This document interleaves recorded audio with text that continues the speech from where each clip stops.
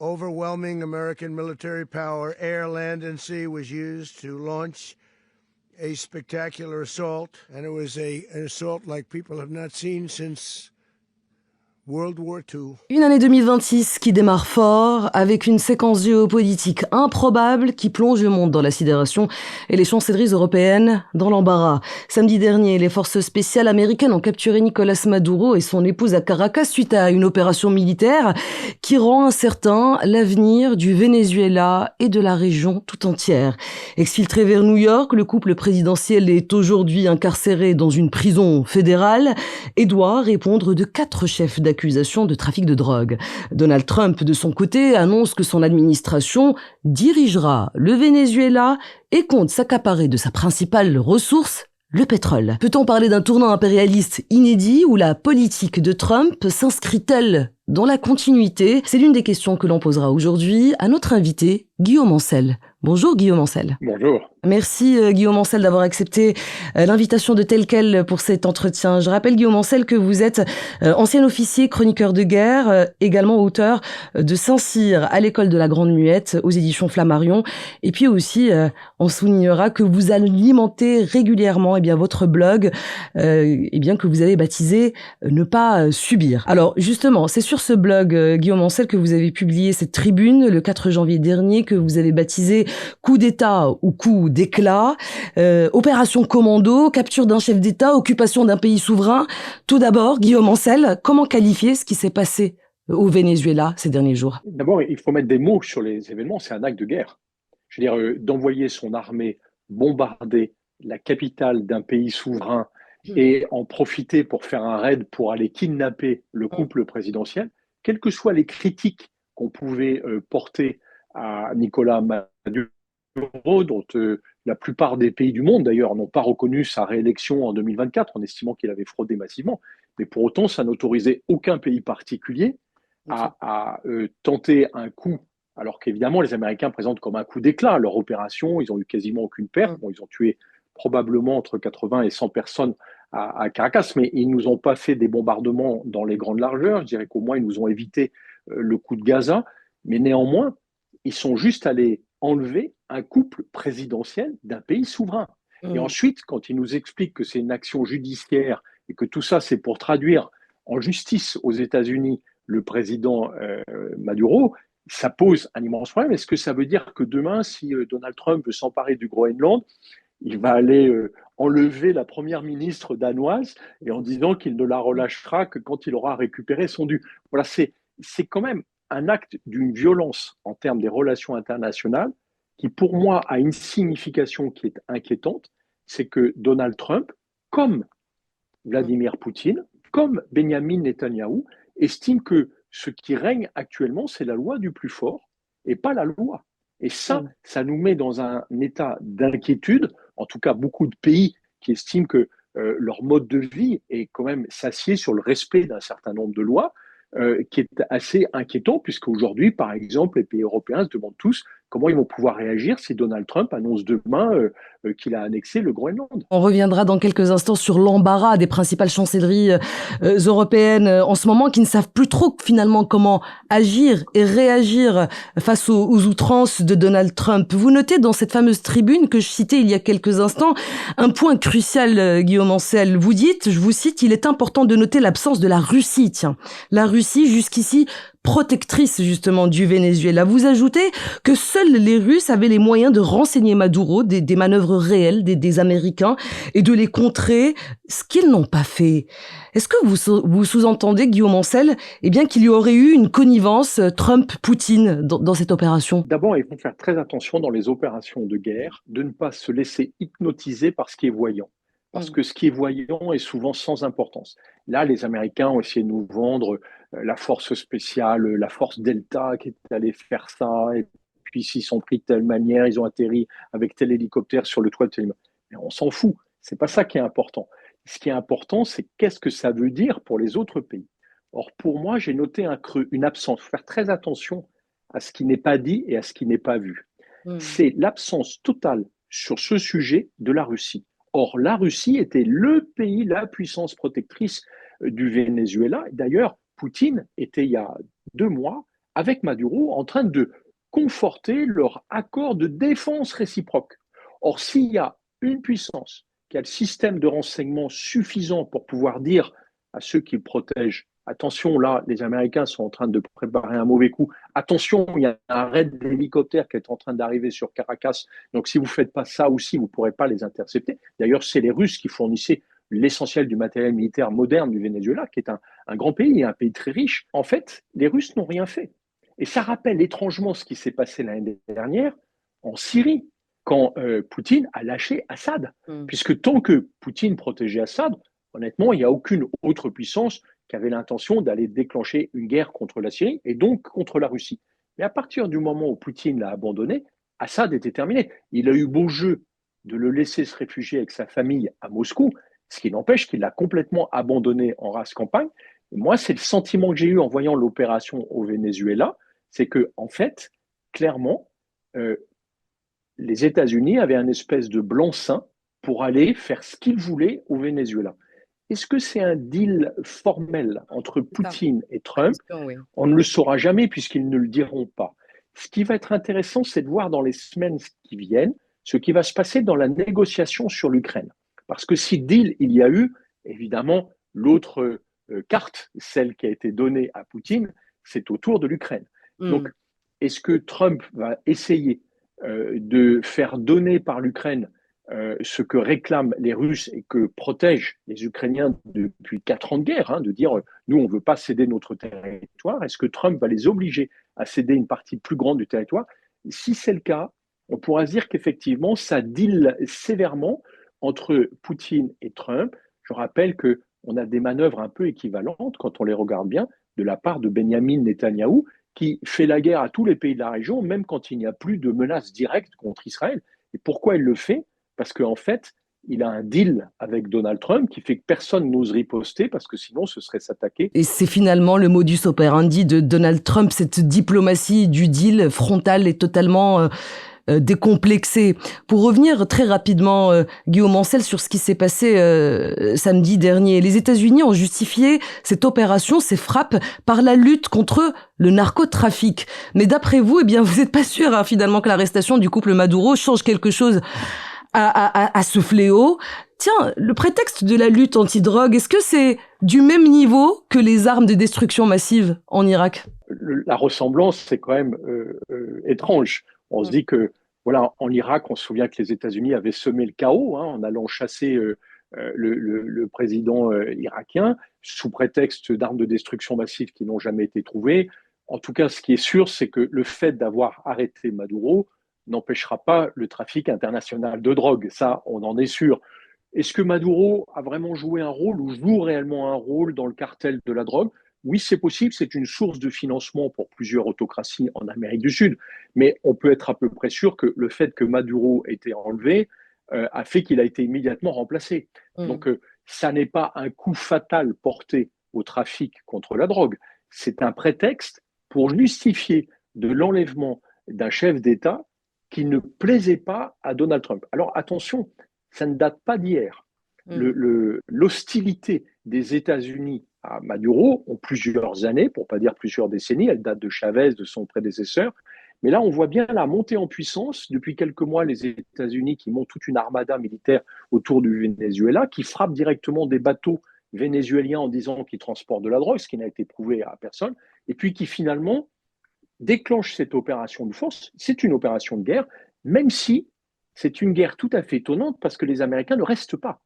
Ils font un coup, contrairement à l'Irak, ils n'envoient pas 100 000 hommes qui essayent de maîtriser le Venezuela, qui aurait été une chose impossible. Je rappelle que le Venezuela, c'est juste 2 fois grand comme la France. Donc, c'est quand même compliqué de dire qu'on va envoyer une force maîtriser le Venezuela, mais qui font ce coup militaire, un coup d'éclat, et qui se retirent en ayant foutu le bazar, et surtout, comme vous l'avez rappelé tout à l'heure, en affirmant maintenant que, au fond, c'est les États-Unis qui dirigent, ou plutôt qui vont superviser ce qui se passe au Venezuela, ce qui n'est pas sans rappeler la situation de la Biélorussie, juste à côté de la Russie, où M. Loukachenko est une marionnette de Vladimir Poutine et fait exactement ce qu'il souhaite, sinon il sait qu'il perd sa place immédiatement. Donc voilà, est-ce que le Venezuela est devenu la Biélorussie des États-Unis? C'est en effet la question. Alors aujourd'hui, ce qui est d'autant plus étonnant, Guillaume Ancel, c'est que malgré l'arrestation de Maduro, son régime se maintient. Aujourd'hui au Venezuela, c'est sa vice-présidente, Delcy Rodriguez, qui reprend les rênes du pays. Elle a décrété l'état d'urgence ces derniers jours. Et des groupes de paramilitaires ont été déployés dans les rues de Caracas pour maintenir l'ordre. Est-ce que vous y voyez, vous, autant que chroniqueur de guerre, avec votre regard d'expert, est-ce que vous y voyez le début d'une campagne militaire qui risquerait d'être longue? Au contraire, je pense que c'est Marco Rubio, le secrétaire d'État américain, donc l'équivalent du ministre des Affaires étrangères, qui est à la manœuvre.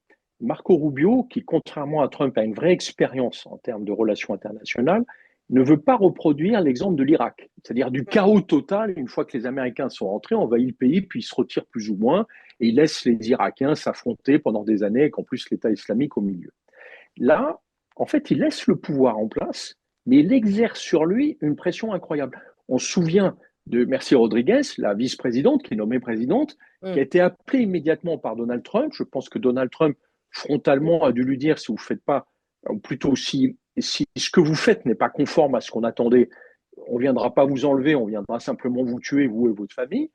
Et on voit bien que le pouvoir actuel au Venezuela est maintenu, mais sous la pression permanente des États-Unis. Et quand ils déploient leurs milices, leur armée, je dirais quelque part, c'est trop tard. C'est fini, le coup d'État a eu lieu. Maintenant, la question, c'est qu'est-ce qui va se passer ensuite?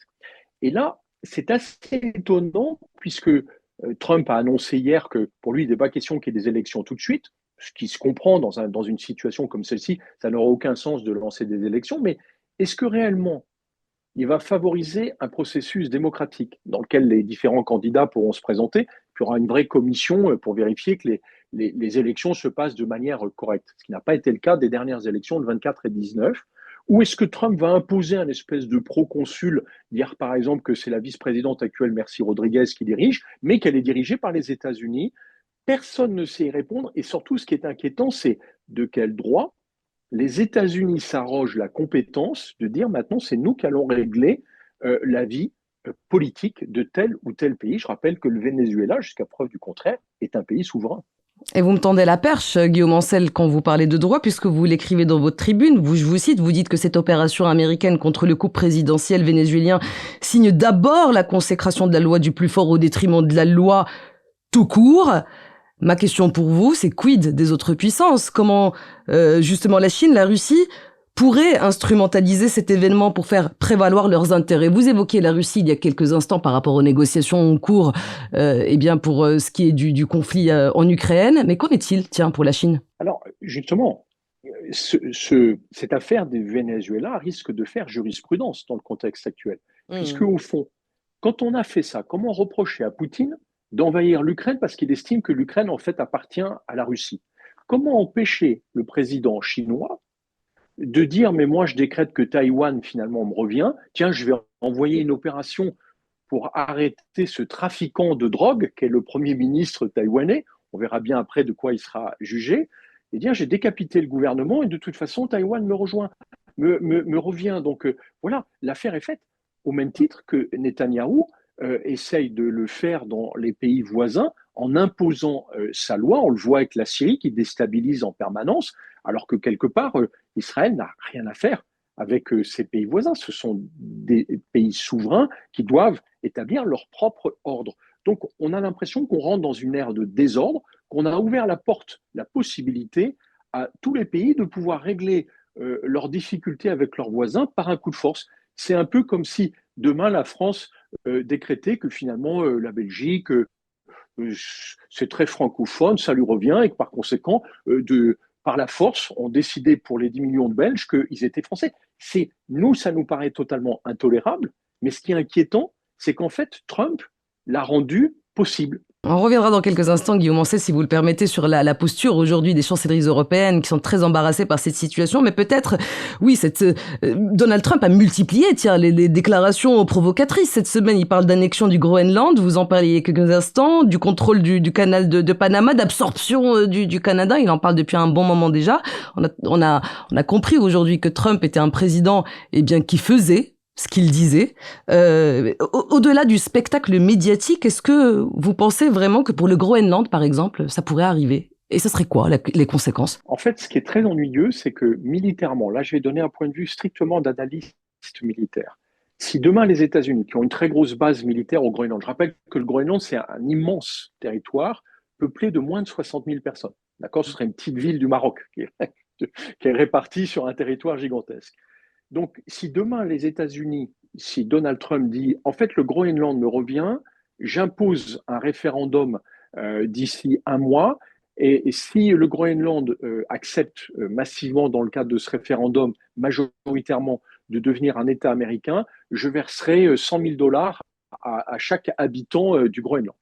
Je ne vois pas très bien comment ça pourrait ne pas se passer, puisque comment est-ce que nous, on s'opposera à ça? On fera des strong protests avec le royaume du Danemark, auquel est rattaché le Groenland.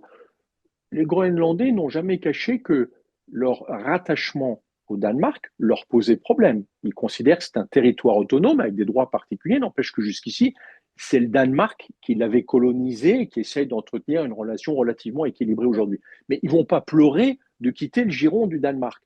Est-ce que réellement ils refuseraient de partir avec les États-Unis? Nul ne sait le dire à partir du moment où les Américains exerceraient une pression positive et négative, mais surtout militairement. Aucun pays européen n'a les moyens aujourd'hui de dire j'envoie une force au Groenland Oui. qui serait tellement importante que les Américains seraient un peu en difficulté de dire je fais ça parce que vous n'avez pas le choix. Alors Marco Rubio a rappelé hier que pour lui, il n'était pas question de renouveler le scénario vénézuélien. Mais le scénario vénézuélien, c'est j'enlève la tête de l'État et puis je décide que maintenant, c'est moi qui supervise. En fait, ce que les États-Unis pourraient très bien faire, Donald Trump en tout cas, c'est dire que le Groenland est à lui et qu'il propose de la racheter publiquement, quoi. Et il nous ferait un coup à la Elon Musk en disant je mets 1 milliard de dollars sur la table. Est-ce que les Groenlandais sont prêts à le prendre pour eux à titre personnel, à condition qu'ils se raccrochent aux États-Unis? Et il créerait un précédent. Je rappelle que les États-Unis ont par 2 fois au 19e siècle essayé d'acheter le Groenland. Ils n'y sont pas arrivés. Et donc ça a été reconnu, il y a un échange de territoire entre le Danemark et les États-Unis.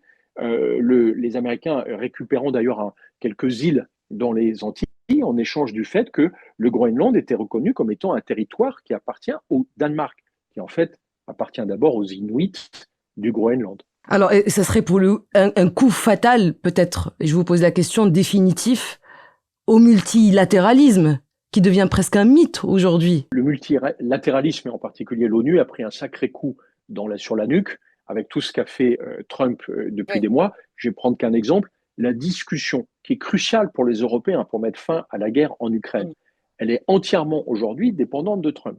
Et d'ailleurs, si les ministres, les gouvernements européens sont aussi gênés à l'idée de réagir vis-à-vis du Venezuela, c'est parce qu'ils ne veulent pas se braquer Trump au moment où ils ont besoin de lui pour aboutir sur la négociation avec Poutine, et on en revient toujours à cette notion de connivence avec Poutine, sur l'Ukraine. Et donc, ils préfèrent laisser couler quelque part l'histoire du Venezuela, qui normalement pose un problème de principe, pour dire non, nous on se concentre sur l'Europe, sur nos affaires, quelque part, c'est anormal ce qui s'est passé, mais bon, Maduro c'était un dictateur. Enfin, si tous les dictateurs étaient virés de cette manière, il y a un tiers des pays qui se retrouveraient sans gouvernement. La question suivante, c'est s'il se passe quelque chose au Groenland, comment on réagit? Et là, sur la réaction, donc j'ai dit, la réaction militaire, elle est impossible, elle n'est pas à notre portée. La réaction de principe ferait probablement exploser des organisations comme l'OTAN, l'ONU ayant déjà été totalement marginalisée, avec une limite. C'est que tous les industriels de la défense américains se précipiteraient chez Trump pour lui rappeler que l'OTAN, c'est le plus gros marché en armement pour les États-Unis. Et par conséquent, mettre par terre l'OTAN pour récupérer le Groenland n'est peut-être pas une bonne affaire, et on sait que c'est un des seuls sujets auquel Donald Trump est sensible. Remarquez, Dominique de Villepin, ancien ministre des Affaires étrangères, évoquait cette semaine des sanctions, pourquoi pas des sanctions économiques à l'encontre des États-Unis. Est-ce que vous pensez que les chancelleries européennes pourraient avoir ce courage-là? J'ai peur que Dominique de Villepin soit d'un autre siècle et qu'on est passé à une autre génération. Ses analyses probablement relativement dominante au XXe. Au XXIe, il n'a pas l'air d'avoir capté que les Européens sont quand même très concentrés sur un sujet qui est la guerre en Ukraine, qui est un véritable risque pour les pays européens. Et par conséquent, aller sanctionner aujourd'hui les États-Unis alors qu'on souhaite leur soutien pour mettre fin à l'Ukraine, c'est même plus un scénario improbable.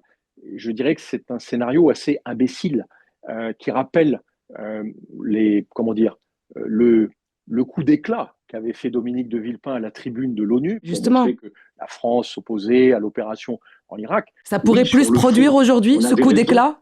mais sur la forme, c'était grotesque parce que en fait, ça a abîmé notre relation avec les États-Unis, alors qu'on n'a pas besoin de ça. On est suffisamment inquiet de la difficulté dans cette relation pour en rajouter. Et de toute façon, il faut que les Européens soient conscients qu'ils n'ont aucun impact sur le Venezuela. Pour ce qui est du Groenland, c'est différent, parce que là, c'est le Danemark qui est en jeu, c'est l'intégrité des pays européens qui est en jeu. Et par conséquent, là, effectivement, ils ont intérêt à faire corps, mais je dirais plus que des sanctions, c'est plutôt de tenter des choses nouvelles qui déstabiliseraient Trump, notamment de prendre, par exemple, des droits de douane délirants pour les États-Unis, qui ferait que toutes les entreprises américaines diraient à Donald Trump, non, non, mais maintenant, tu t'arrêtes. Parce que si on le laisse faire, il n'y a pas de raison que demain, ils ne disent pas qu'il a besoin du Canada pour rejoindre le territoire américain avec celui de l'Alaska. Et donc, c'est une porte ouverte. En fait, ce qu'a fait Trump avec le Venezuela et ce qu'il menace de faire aujourd'hui avec le Groenland, c'est une porte ouverte au chaos mondial. Et je vous repose la question, du coup, pour clore notre échange, ma question d'introduction avec Donald Trump. Est-ce qu'on est dans une rupture, un tournant majeur dans l'impérialisme américain, ou est-ce que c'est une continuité finalement? Je pense que Donald Trump consacre Oui. une ère nouvelle dans les relations internationales qui, aujourd'hui, sont effectivement la fin de ces organisations multilatérales qui ont fait une forme de stabilité depuis la Deuxième Guerre mondiale qui consistait à essayer de régler les problèmes en se causant entre États et en respectant un certain nombre de lois. Trump, finalement, dans le sillage d'un Vladimir Poutine et d'un Benjamin Netanyahou, instaure le fait que le droit international doit laisser sa place à la loi du plus fort et lui veut montrer qu'il est le plus fort. Et ça, c'est très inquiétant. Merci beaucoup, Guillaume Ancel, d'avoir répondu à mes questions. Merci, à bientôt. Je rappelle que vous êtes ancien officier et chroniqueur de guerre. Vous êtes également auteur de Saint-Cyr à l'école de la Grande Muette aux éditions Flammarion et aussi du blog Ne pas subir. Et vous venez de publier il y a quelques mois Petite leçon sur la guerre, comment défendre la paix sans avoir peur de se battre, toujours chez Flammarion. Et c'est la fin de cette interview. Merci à tous et à toutes de l'avoir suivi. N'hésitez pas à vous abonner à telquel.ma pour suivre l'essentiel de l'actualité nationale et internationale. À bientôt.